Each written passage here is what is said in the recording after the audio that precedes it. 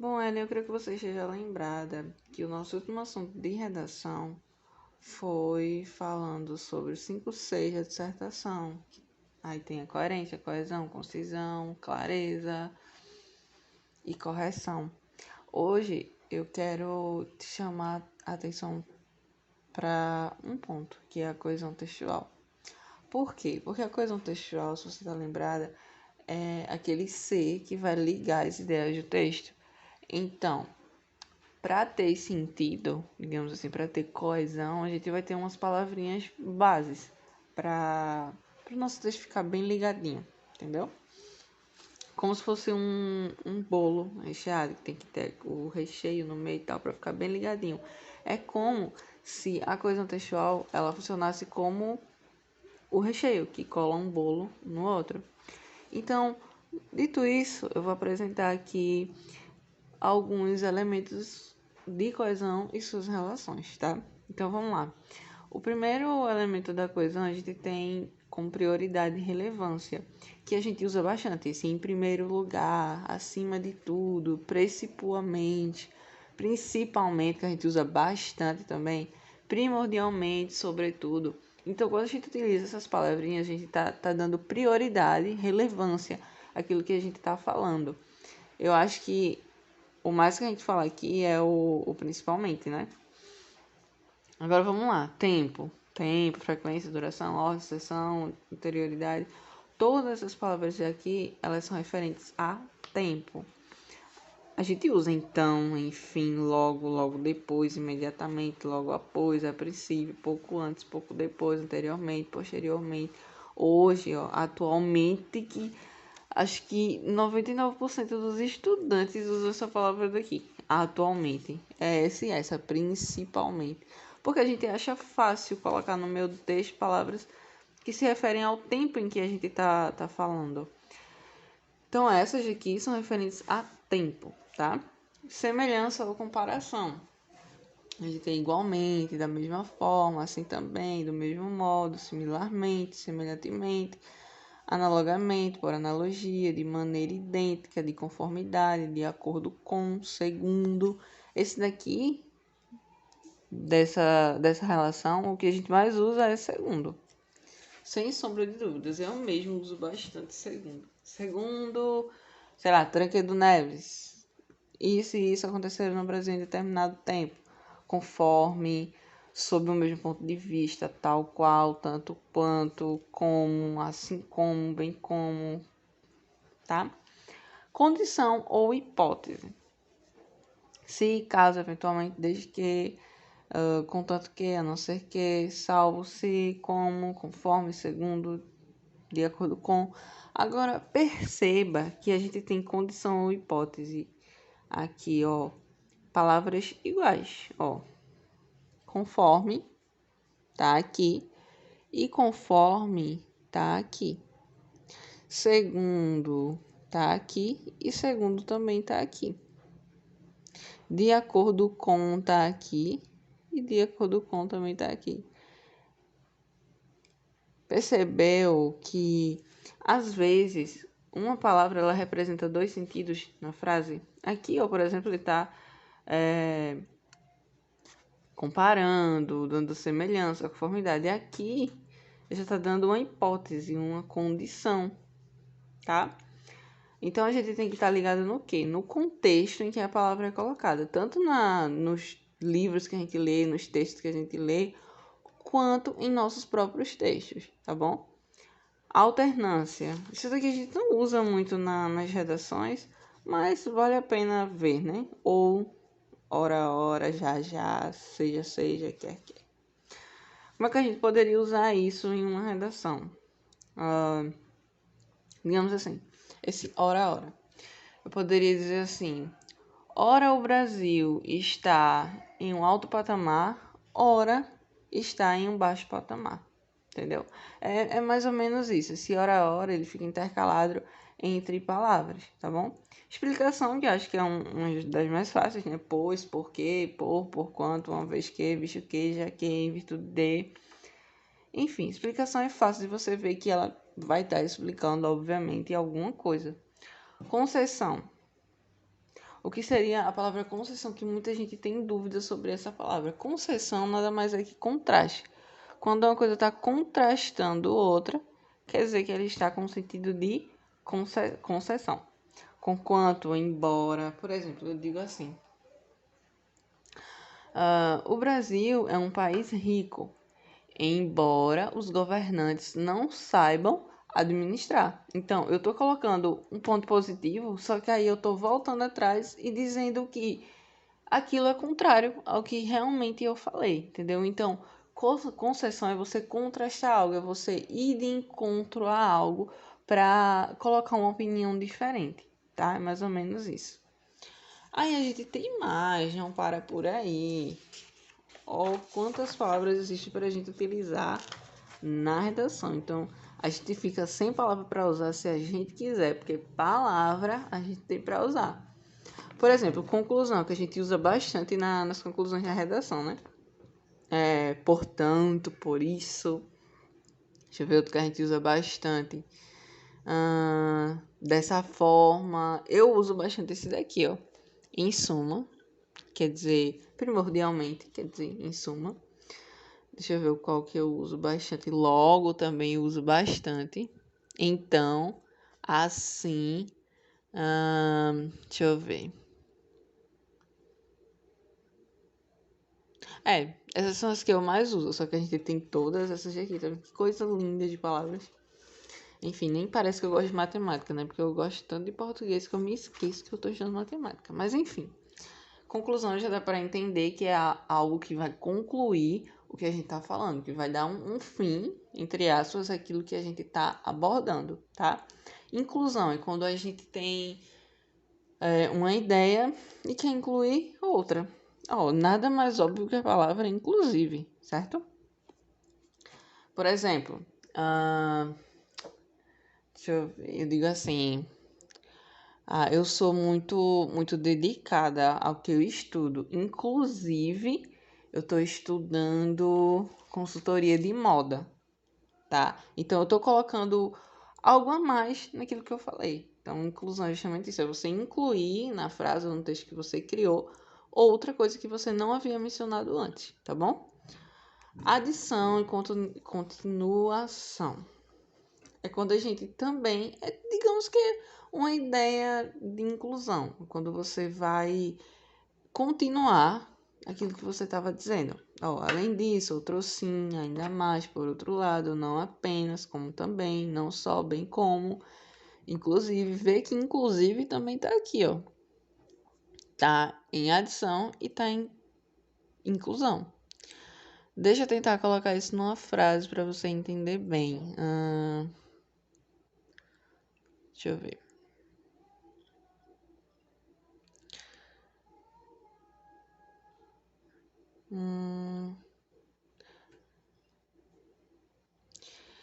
Eu gosto muito de bolo de cenoura.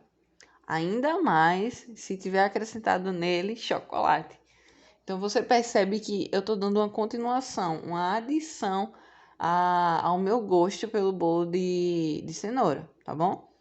Agora, dúvida. Bom, dúvida já sabe, né? Quando a gente não tem certeza de alguma coisa. Então, vai aí as palavras. Talvez, provavelmente, possivelmente, isso aqui, saque também, que os eruditos usam bastante. Quem sabe, é possível, é provável, não é certo, se é que. Vamos lá, eu digo assim. Provavelmente eu vou viajar a Brasília no semestre que vem. Eu não tô dando certeza que eu vou viajar, eu tô dizendo provavelmente. Pode ser que eu não vá, pode ser que eu vá. Então aí tem uma ideia de dúvida. Certeza, ênfase ou afirmação. De certo, por certo, certamente, indubitavelmente, inquestionavelmente, sem dúvida, inegavelmente, com toda certeza. Certeza já tá falando, é algo que eu sei que vai acontecer, algo que eu sei que eu vou fazer, é algo que eu sei que eu estou sentindo. Quando existe dúvida, não existe certeza. Dúvida é praticamente uma incerteza. Então vamos lá. Surpresa ou imprevisto, que também é bem conhecido da gente, né? Principalmente quando é aniversário, mas enfim. inesperadamente, inopinadamente, de súbito, imprevistamente. Então, é algo que acontece de repente. Propósito, aliás, ilustração, né? Por exemplo, isto é, então, ilustração é esclarecimento quando você vai explicar melhor aquilo que você falou. É dar exemplos sobre aquilo que você está falando. Por exemplo, ó, como eu estou falando agora, eu estou usando o esclarecimento. Por exemplo, eu vou falar. Ai meu Deus, ela caindo aqui. Eu vou falar assim. Você sabia que números complexos são usados também em construções? Aí você vai dizer não. Aí eu vou falar, por exemplo, a construção de tal lugar em Maceió foi construído com base em números complexos. Aí você vai dizer, ela está esclarecendo o que ela falou, entendeu? Outra coisa, propósito, intenção, finalidade. Tem como fim de, a fim de, com o propósito. Então, eu estou falando, é algo que está com a ideia de realmente acontecer aquilo. Vamos lá, aqui tem cogitar. O que quer dizer cogitar? É justamente você ter vontade de fazer alguma coisa. Por exemplo, eu cogito prestar concurso federal. Então, eu penso em prestar concurso da área federal, tá bom? Então, é um propósito, é uma intenção, é uma finalidade que eu tenho. Lugar, proximidade, perto de, próximo a ou de, junto a ou de, dentro, fora, mais adiante, além. Deixa eu ver se eu consigo dar um exemplo aqui. Tá, eu posso falar assim, eu moro próximo à Torre da Vivo. Então, eu coloquei o lugar onde eu moro dentro dessa frase, tá bom? Então, lugar, proximidade ou distância, tá? Resumo, recapitulação. Ó, novamente a gente tem aqui a palavrinha em suma, que tava lá na conclusão, ela. Vê que aparece aqui também, em síntese, enfim, em resumo, portanto. Então, tudo aquilo que tem a função de resumir tudo aquilo que a gente falou anteriormente é uma palavra que recapitula, é uma palavra conclusiva, tá bom? Então, por isso que nas conclusões da gente, da redação, é como se a gente fizesse um resumo de tudo aquilo que a gente falou no texto, tá? Causa, consequência, assim, de fato, com efeito que, já que, uma vez que, visto que, por conseguinte, logo, por, pois, então, consequentemente, vista de. Eu não vou ler todas. Mas, enfim, o que eu quero dizer aqui, com essas palavras, é o seguinte. Aqui elas vão explicar a causa de alguma coisa, o porquê, no caso que aquela coisa aconteceu, uma consequência ou uma explicação. Por exemplo, eu vou explicar na minha redação a causa de um deslizamento de terra ter matado pessoas. Então, eu vou explicar. De fato, o que aconteceu ali foi uma responsabilidade do governo. Então, eu vou estar explicando, no caso, a causa que aconteceu aquele deslizamento de terra que matou pessoas, tá bom? Enfim, essas são basicamente as palavras que a gente tem para usar nas nossas redações, no meio da redação, no final, no começo, enfim, aqui tá tudo que você precisa para você usar. Então vamos lá, depois do final dessa aula, eu vou querer que você, na sua próxima redação, você use essas palavras, tá? E depois eu quero que você identifique, por exemplo, se você usou ilustração, você usou, por exemplo, no caso, você vai colocar lá, usei, por exemplo, se refere à ilustração ou esclarecimento. Se você usou a palavra assim sendo, aí você vai usar, ó, eu usei assim sendo, que é uma palavra que resume ou recapitula algo ou conclui algo, tá bom? E para não ficar tão longa a nossa aula, o que eu vou fazer agora? Eu vou explicar novamente a você o que é um brainstorm, porque eu quero que você, nas próximas redações, você faça o brainstorm e envie para mim junto com a redação, tá bom?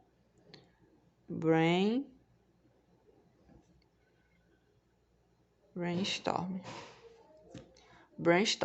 Brain quer dizer cérebro em inglês. Storm quer dizer tempestade.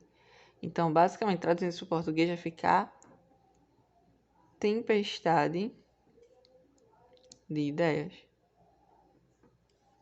Basicamente, brainstorm é tempestade de ideias. Aí você pode me perguntar, Débora, mas que danado eu vou fazer com o tempo que já tem da redação? Como é que eu vou ter capacidade psicológica para fazer um brainstorm, para lançar tudo que eu tenho na minha cabeça e ainda conseguir fazer uma boa redação? Vou te explicar e tem como sim. O brainstorm ele não vai levar muito tempo. Vai ser o tempo de você ler o que está ali para você, ou seja, os textos de apoio, os textos de motivação, assim como você queira chamar. O tema, quando você lê o tema e os textos de apoio, você vai colocar tudo na folha de rascunho que vem na sua cabeça. Por exemplo, eu vou fazer uma redação sobre moda. O que eu vou poder falar sobre moda? Eu vou poder falar sobre desfile. Eu vou poder falar sobre tendências. Eu vou poder falar sobre estilistas. Eu vou poder falar sobre as modelos,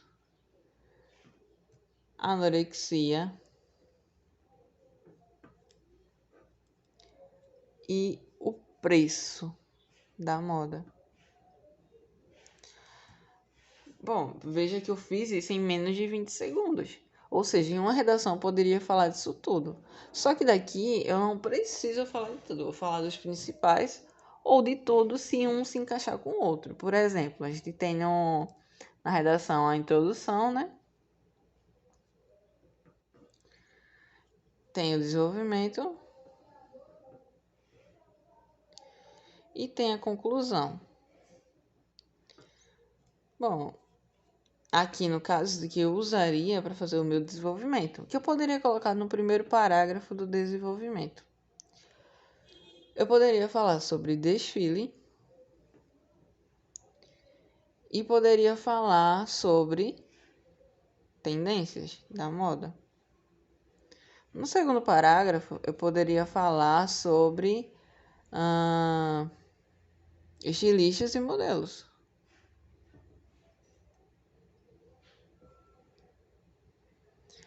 E no terceiro parágrafo, se assim eu quisesse fazer, eu poderia falar sobre anorexia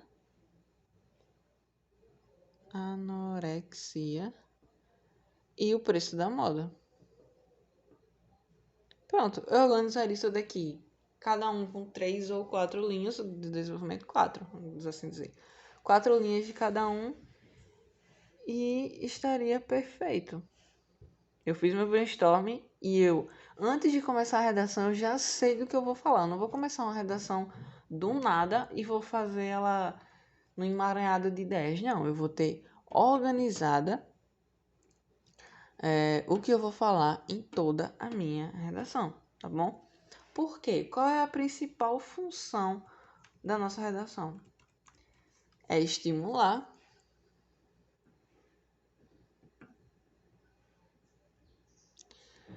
a curiosidade do leitor. Sua principal função é justamente isso, estimular a curiosidade do leitor. Ou do examinador, né, no caso, que é quem vai ler a sua redação. Se você começar uma introdução ótima, ele vai dizer, nossa, aqui deve ter alguma coisa interessante. Aí vai ler o desenvolvimento. Eita, que massa aqui, velho, tá muito interessante. Aí vai ler o segundo parágrafo do desenvolvimento. Ele vai dizer, poxa, isso daqui que ela falou tem razão. Aí vai ler o outro parágrafo, vai dizer, oxe, aqui tá perfeito. E a conclusão para fechar vai ficar perfeito. Então, a principal função da sua redação é convencer o leitor daquilo que você está falando.